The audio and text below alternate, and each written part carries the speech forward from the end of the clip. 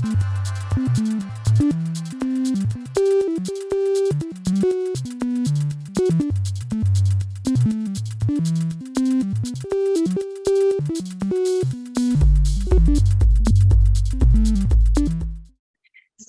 hello. First of all, I want to thank you for having me here. So, yes, my name is Morgane VanTorre, and I'm 24 years old, and I'm passionately in love with letters in all their shapes and forms, in fact. And of course, I regret so much that I could not travel to Mexico. You know, the French administration is very long and did not allow me to get my passport in time. But anyway, I'm glad to be here online from France, and I hope to be able to meet you there another time. So when I received your email last summer, my first thought was like, well, is it real? Because honestly, I almost deleted your email because I thought it was a joke. This is actually my very first lecture of this kind, so I'm really grateful and very exciting. Even of course, it's also really challenging for me. But that's exactly why I accepted your invitation. Yeah, to get out of my comfort zone. So thank you once again. And before imagining how to organize my presentation, I wondered how I was going to deal with the subject roots and origins, and what I could say that would be interesting, because being in business for only about 2 years, I of course don't have the experience of a foundry or a senior tab designer. So my professional approach today is turned toward a lot of practice, patience, but also research. I actually keep learning every day. And with the little distance I can get, I am beginning to shape out little by little my attraction to letters and signs in a broad sense. So I wanted to take the opportunity of this lecture to focus on the meaning of what I do today, to question myself by going back to the basis of where I started, and share with you my experience and my drives as a young designer. And I hope this will be of interest and perhaps speak to some of you. So, hi, this is me when I was 5 years old, and like any child, I started drawing at a very early age. And not without nostalgia, I recently had fun rediscovering all of my childhood drawings and immersing myself in these piles of papers in various formats and colors. And I would like to say thank you to my mom for having preserved them. I think it's amazing. And beyond the many memories that this may have awakened in me, their observation and analysis allowed me to witness a sort of, retrospective of my learning how to write. Because first, as you can see, many of my drawings represent characters, landscapes, or other simple geometric forms. I seem to like drawing giraffes, dogs, bears, and other animals, basically. Yes, figurative characters or objects. Nevertheless, certain elements immediately caught my attention. In fact, the appearance of pieces of letters, whole letters, or words like this, even sentences, slip into my childish landscape. And sometimes they even take up most of the space and become the main subject of my composition. And at the time, I was certainly learning how to correctly draw the Latin letters, the skeleton, but also the ductus of each sign with my felt pens at school. And by the way, as you can see here, I was taught certainly cursive and print-bad letters at the same time. And in fact, it looked complicated to me, as we can see. So it is quite moving to see for me how I came to manipulate and apprehend these signs, which equal to the characters or landscapes in my drawings, take on totally incongruous forms. And yes, for instance, what about this R here and here, which looks like more, electric plugs or mushrooms, I don't know, than capital letters. Did I read these letters as signs, or did I understand them as abstract forms? Because in the meantime, we can see that I was also certainly learning how to to write, but also how to compose these signs to create some basic words. So basically my first name that we can see many times, but also some others that I suspect did not mean much to me at that time, since I obviously wasn't reading yet. And I noticed this in particular through my attempts to write words, which in the end turned out to pure gibberish like this. And by the way, I have an anecdote, quite funny. I remember, in fact, attempting to write words by trying different combinations of letters and asking my mother to read them and tell me if they existed. And it turned out that one of them was a bad word. So in French, maybe you know, it's the word con. So that means dumb in English, sorry, or imbecile in Spanish. And in fact, my mother was really embarrassed to tell me the meaning of this word, of course. And I think I understood then the power of the written language, you know. So mixing letters and abstract shapes at times, I was developing, as every children at this age, an imaginary writing whose purely plastic appeal undeniably took precedence over its linguistic meaning. In other words, yes, like my box of colored pencils, I finally seem to see the whole alphabet as a toolbox conducive to all kinds of plastic experimentation. And I think I am pointing at this pivotal period because over the years, I've witnessed this amazing evolution from the letter drawing to the letter signifying, which gradually begins to adopt the many linguistic codes taught in primary school. Thus, as we can see, my words became more and more stable and correctly arranged on their baseline. And of course, there is no longer any doubt that I have learned how to write, so basically how to signify and communicate through signs notation, conform to graphic conventions that follow us through our lives. And in fact, what interests me in this period is the ability not to really write, but to play with signs that compose our alphabet, so both their skeleton and layout, and my freedom as a child regarding these plastic elements that were obviously totally foreign to me. And this quick analysis was the starting point of my research thesis, because although it seems a bit naive at first sight, I think it's something that speaks to everyone, and that highlights also so many notions about the origin of our written languages. Because first, it brings to light the originally relation with drawing that writing has in itself. And besides, if we go further, I think it also displays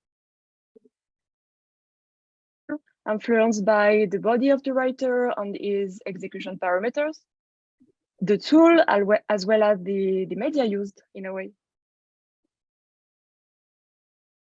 And through this starting point, I wanted to return to the basis of our practice and question the very essence of writing, and obviously of typography, that is the mechanization of writing. And I really want to understand the characteristics of the forms that can take our languages, whether they are written, drawn, or printed. Basically, I focused on their materiality, so in themselves and in the space, oscillating between verbal imagination and material graphic imagination. So basically the image as a producer of meaning and sensorial effects. And to sum up this idea, I would like to share with you a beautiful statement from by Emmanuel Souchy that I've translated in English, of course. So he is a French professor in information and communication sciences, who was also a member of my thesis jury. And I think he highlights quite well the idea that our written languages intrinsically carry this ambivalence. So speaking to our intellect, they materialize ideas while stimulating our sensitivity through their visual characteristics. And I think this is precisely what fascinates me. In fact, the wheels of information that a simple letter or a simple word contains and give us to see, read, and feel. Because, as you know, it contains in itself phonetic and semantic values, of course, since the alphabet is supposed to graphically transliterate the sound of the words. But writing makes obviously the word visible on the medium. On this material retranscription gives words a completely different value because by tracing shapes on a media, writing is also about visual and gesture. And I'm talking here about the gestures generated by the hand, but also the gesture in a way made by our digital tools today. And moreover, these forms that we use every day also have, you know, a broad heritage background, so social, cultural, technical, historical, etc. And I think it's quite desiring to think about all this, and yet it's, I think, really important to be aware of it when designing typefaces, because the shapes of letters are linked to so many things as well. And now, to come back to my journey, since the very first production I have shared, I've never stopped drawing, in fact, and my attraction to signs and forms naturally led me to a path that was both artistic and literary. And afterwards, I first wanted to go to the Beaux-Arts, but finally I decided to study applied arts. And then I was, I was then lucky enough to enter the Estienne School in Paris. And it is in particular during my first 2 years of higher education in graphic design that I had the opportunity to have an in-depth approach to typography. And being aware of and questioning these forms that are so familiar to us immediately fascinated me. And this is why it seemed to me natural to pursue this path within the type design MA into the same school, so in École Estienne, where I met very nice and talented people. And as you can see, we were a COVID promotion, so several of our courses were online like this, at home in pyjamas. So that was quite funny, but also quite disturbing. But yes, with insight, I think my choice of career path is a logical consequence. And in the end, my years of study have taught me in a way to reconsider the letter, so the sign, as I saw it as a child, and to appreciate today the full manipulation of its characteristics. And you have to know that I'm in love, in fact, with the Cooper Black typeface. So when I came across this drawing, I think I found the origin of my attraction to this typeface. So that was funny for me. And this year, 1 year after my graduation, is a bit special for me because I'm taking on several roles. I started freelancing when I was at schools, and I've never stopped since. And more recently, in addition to my main activity, I started writing articles for Monotype and teaching as well. So today, I can say that, yes, I juggle with the 3 activities. And so I'm used to say that I feel like a multifaceted designer. So yeah, in French, in fact, we have the expression to be, you know, multi-headed. So in French, multi-casquette. But underneath all these different hats, there is the same common denominator, which is obviously the sign. And that's why that's why each of these different activities are finally interconnected. And in fact, I never stopped drawing links between my different projects, and I think that's what makes my job really fulfilling and very exciting for me today.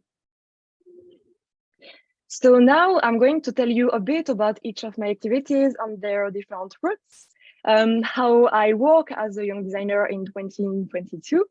And of course, I don't think I have enough time to go into detail about each of my projects. So I'll give you an overview of some of them instead. So first and foremost, I'm a tab designer. So then sketching, digitalizing, proofing are the main parts of my job. I mean, to keep going back and forth between paper and screen to draw and develop typefaces or letterings for different clients or for myself. So for instance, yes, I work for foundries such as Penguin with Mathieu Desjardins and Francesca Bolognini, with whom I'm currently developing the typeface Hatton, which is an elegant serif that takes its roots, in fact, from English luxury signs. And actually, Mathieu asked me to refine the current glyph set and to complete it with italics.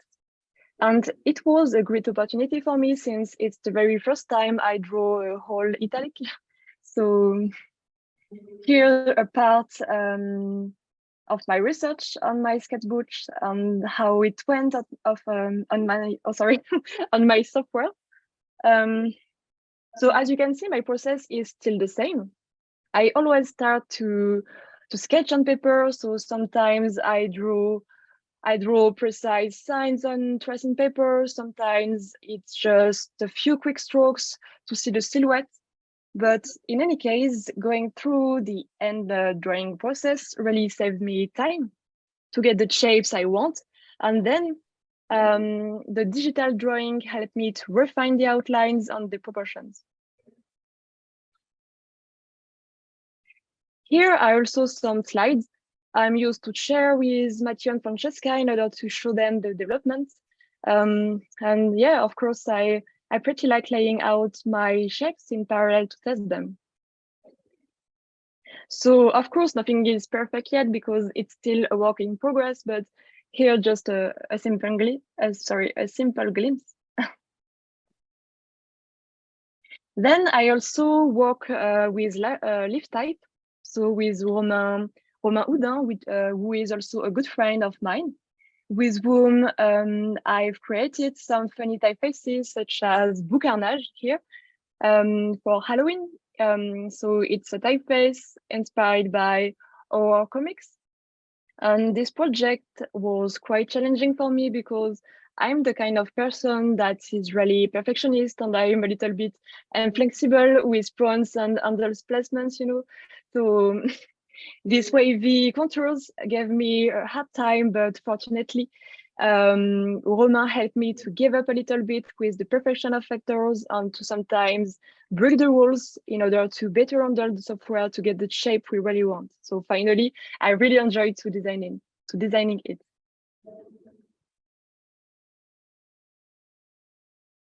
We also drew together the Dwight typeface, which is a sans serif inspired by the rigor of the Dean typeface, but with some quirky details.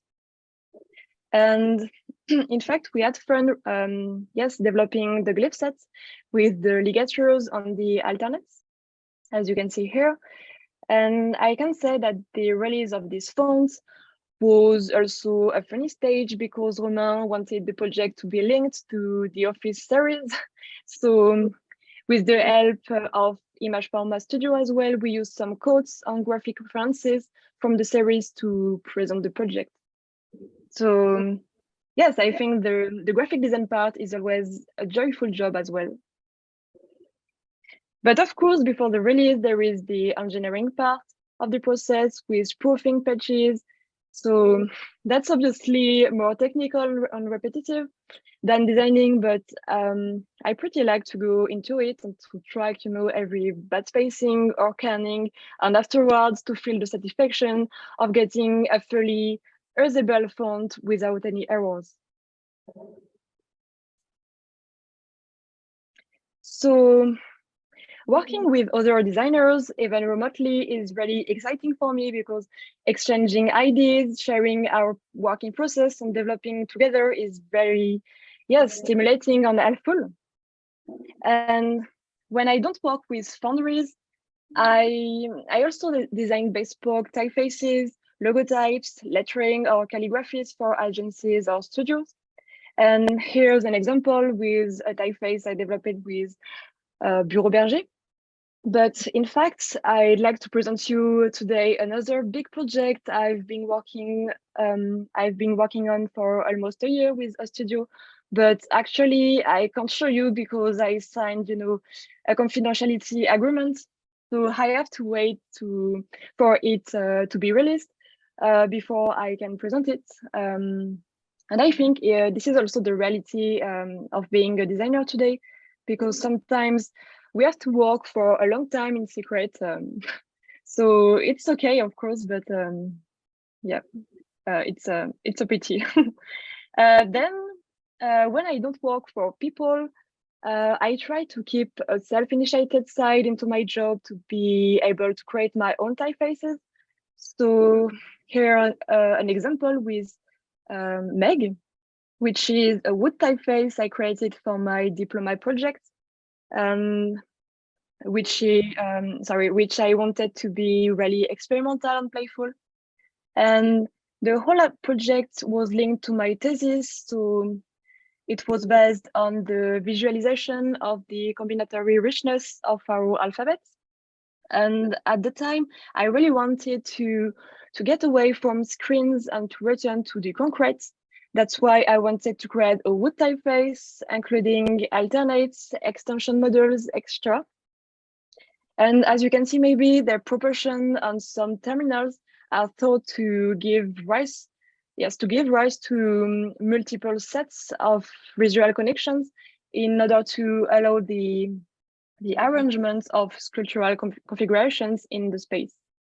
So here just some sketches. And I think at the end, I created a good toolbox that enabled me to experiment special compositions on letterpress like this. And in fact, the experience allowed me to learn a lot about the materiality of a letter as a movable character, and even more the materiality of the typographic space. And also during my research, I tried to build shapes with several techniques, such as here linocut. But I was full like a beginner by forgetting to engrave my letter in mirror. So as you can see, the letter A was printed backwards. And finally also woodcut. And I think I fell in love with the texture of the wood ink pressed on paper. Maybe people here know me through this typeface, which is Artemis. Which is my very first type design project, started in 2019. And it takes its roots from old specimens or cartographies from the 18th century. And in fact, I was inspired by the proportions of these capital letters and also the long sharp series of the cartographies, as you can see here. And in the end, I have blended these details into my design to create an elegant but strong forms. And I think the name Artemis represents this duality well in its sound. And what's more, I learned afterward that it was also the goddess of hunting. So it seems to me that it makes sense. And in fact, yes, I have learned and keep learning a lot with this typeface. And to be honest, I haven't had time to go back to it since I finished my master's degree, but I really want to make it evolve with, for instance, a book version, an italic, and other writings. So it's ready to be continued. Now I just want to say a few words about my working location, because I find it really interesting to see the working condition of everyone. So when I can, I prefer going to work in my client's studio in Paris, but as most of my clients come from other countries or cities, I usually work from home. So as you can see, I'm commuting between Paris and the Seine-et-Marne, which is the department next to the capital, where I can work in peace, far from, the urban stress, around some trees, chickens, and also my dog Peach, that brings me a lot of love. So as you can see, I don't have my own studio yet, but that's okay for me right now because I like my autonomy on my daily routine with my home workout, cooking my meals, etc. And I know that this kind of working process is not possible for everyone. And what makes it possible for me and the advice I can give to every people starting freelancing from home is the fact to be extremely organized. So people must think I'm crazy, but I have a lot of notebooks like this, and especially a diary where I usually write down everything I have to do every month, but also every day. And this helps me a lot to anticipate and to be efficient in my work. And I can say that without this, I'm a bit I'm a bit lost. Then, so as I said, I am designing, but I'm also writing. And this year, I had the opportunity to join the Monotype team. In other words, in order to write about French typographic news, but also about more general topics for the French content. And given my interest in writing, I was happy to accept the job, which allows me to keep myself up to date with the latest in tab design. So visiting exhibitions, attending lectures, interviewing people, all these activities keep me informed and at the same time enable me to meet new people in the field. And furthermore, it gives me a great pleasure to have the opportunity to highlight the activities of French collects and to potentially draw links between people. So I'm really grateful for this, even if it's very recent.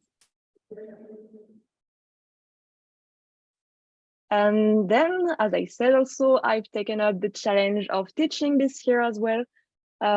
So first as an independent speaker to share my journey and to introduce students to typography in 2 Parisian schools. And now I've been teaching typography since last October in the Parisian art school to second-year bachelor students.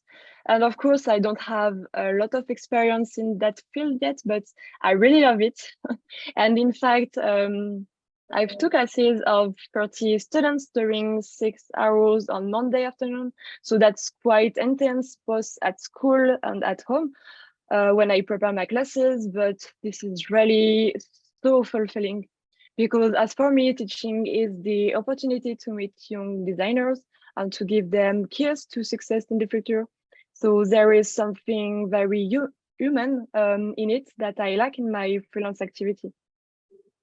And moreover, preparing lessons, PDF, as well as assignments, etc., is a good way to come back to the very basis of our field, because I literally have everything to bring to them because it's the very first time they are studying typography in depth. So I have to organize and share what I've learned, and even sometimes to do some research to complete the knowledge I want to pass on. So basically, I give them, but they also give me they also give me back a lot. And here, the very first assignment I gave them, the first day of school. So I simply asked them to make a written self-portrait by sketching their first name in 3 different styles that represent them. And I was quite surprised and moved by all their productions. So I decided to make some posters like this with all their names. And as you can see, there are some similarities, but also a lot of diversity in the letter forms that I found really nice as a start. And I think I'll suggest them in the future to do the same activity at the end of the year, so that they can see their progress in that field. And that reminds me that one of my students asked me an interesting question I would like to share with you. It was how I get my inspiration. And I think it's a relevant question this day when images are overwhelming us, even more so on our smartphones, especially on social media where everyone can see each other's works instantly. So I think it's really important to take a step back from this and to feed our eyes and minds differently. So this brings me to another aspect of my practice, which is experimenting. Because first of all, my answer is that I keep a personal practice next to my professional approach as often as possible. And yes, experimenting with different tools or different media or different execution parameters, such like speed, axis, grid. I think it's really important to explore and to discover new forms that we will not anticipate in our mind. So for instance, I love writing and drawing with different brushes, and I hope to become as good as Vincent de Boer, by the way, because Vincent, I really love your work. So yeah, I love writing and drawing with different brushes, but also with different nibs. So for instance, broad, round, or point nibs. So here are some examples. I like to refer to historical models or to let sometimes my hand go to explore new forms. So like this, with the copper plate. And sometimes some of them are turned into typefaces, such as satin. So here, which is a sans serif typeface I'm currently working on with my boyfriend, Antoine Brun. By the way, I would be happy to receive the advices of Iran Vlachuk on my Greek letters, by the way. That would be amazing. So here, the Greek. So yes, some examples as well. And also, I really love doing type cookers in my free time, like this. And sometimes I love also to relearn how to write by trying new writing system, such as Chinese there. And in the middle, you can see that these signs mean Mexico, and I really enjoyed to make it. So yes, in fact, this practice is the main key, I think, to free our creativity. And I think it's crucial as a type designer today because it allows us to understand the writing system in depth. So, the skeleton, the ductus, but also the influence of the tool on downstrokes and also upstrokes, etc., rather than just imitating the shapes we see around us. And also sometimes I wonder, why not try other media than paper? So basically stone carving is something I really like to. Digging into the material and then drawing with the blank and the light. Here are some pieces I made at school during Frank Jalot's workshops. And then I also tried by myself in this summer with different starting brands, such as, for instance, from calligraphy or from bitmap shapes sometimes. Yes, I really love it, in fact. And I think that I really like mixing the analog, with the digital, because I'm always fascinated by the transformation of a letter as it moves from one medium or one tool to another, and according to the way we use them. And from this point of view, I think the creation is infinite, and I find that really exciting.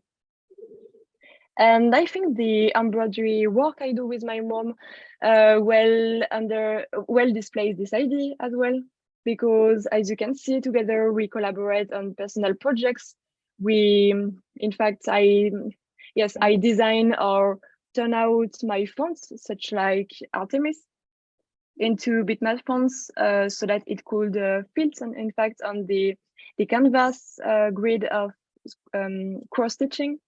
And then my mother gives life gives life to my pixel shapes. And there's something really interesting, in fact, I think, in the process, because the canvas as medium gives us two readings of the shapes, you know, the front and the back. And I found something really playful as well with matrix shapes, whom the density of units influences the size of the letters like this. And yes, I really want to explore this in the future. By the way, I recently tried to build shapes on Legos, so turning a calligraphic letter into a Lego piece like this. That was really amazing. And also another funny experimentation here. The cookie font I enjoyed to cook with my boyfriend. And actually, we were really fascinated by the evolution of the shapes during the baking oven, in the oven. And yes, we thought that it looked like natural variable font in a way. So all these examples represent my experimental playground that I do when I start a project or whenever I have free time, in fact. And yes, I can say that it helps me to get out of my comfort zone and to keep my hand and my eyes searching for shapes.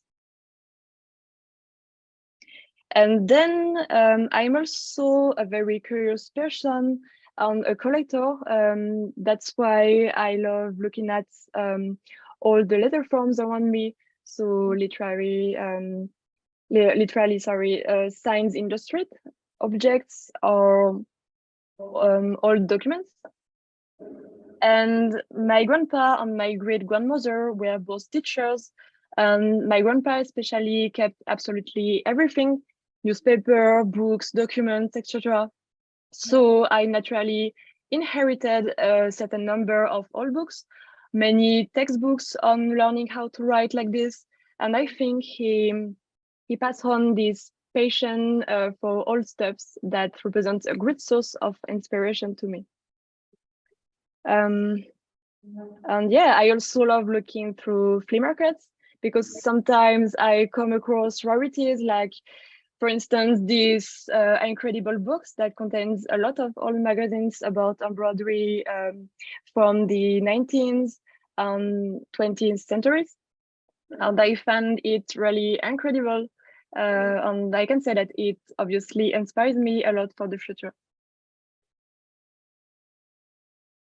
And now, yes, I would like to conclude with a quote from Alduce Manucci and give Julien Priez a wink, since he ended his presentation at a recent lecture cycle with the same idea, that his taking time is, I think, one of the most important ingredients of the process, you know, because designing letters is a very time-consuming activity, and it requires a lot of knowledge, but also a lot of what I call maturation time, with breaks and feedbacks to help step back. And I think it's really important to be fully aware of our projects and our ideas. In fact, to meditate on why we are doing it and where we want to take it, while leaving ourselves time for drawing, analyzing, failing, starting again, turning a corner, and also drawing again. I think it's what will give depth and flavor to any project. And I like to compare them, the projects, like brick walls, you know, that we shape step by step. Because my parents were bakers, so I know that the more time you spend on, you know, kneading the dough, the more tender and tasty the bread will be. Yes. So Yes, this is the end of my presentation. This is an overview of my background and my current activities as a French passionate. And I'm pretty sure things will evolve, of course, because I still have so much to learn and I've got an amount of projects in mind for the future that let me think that 24 hours per day are definitely not enough, but sharing my experience with you today is a way for me to reflect on the meaning of what I do, and in a way, it has allowed me to reconnect with my inner child. And this is what I wish for all of you, because there is nothing more beautiful, I think, than to be in tune with what drives us deep inside. So thank you very much for your time and attention.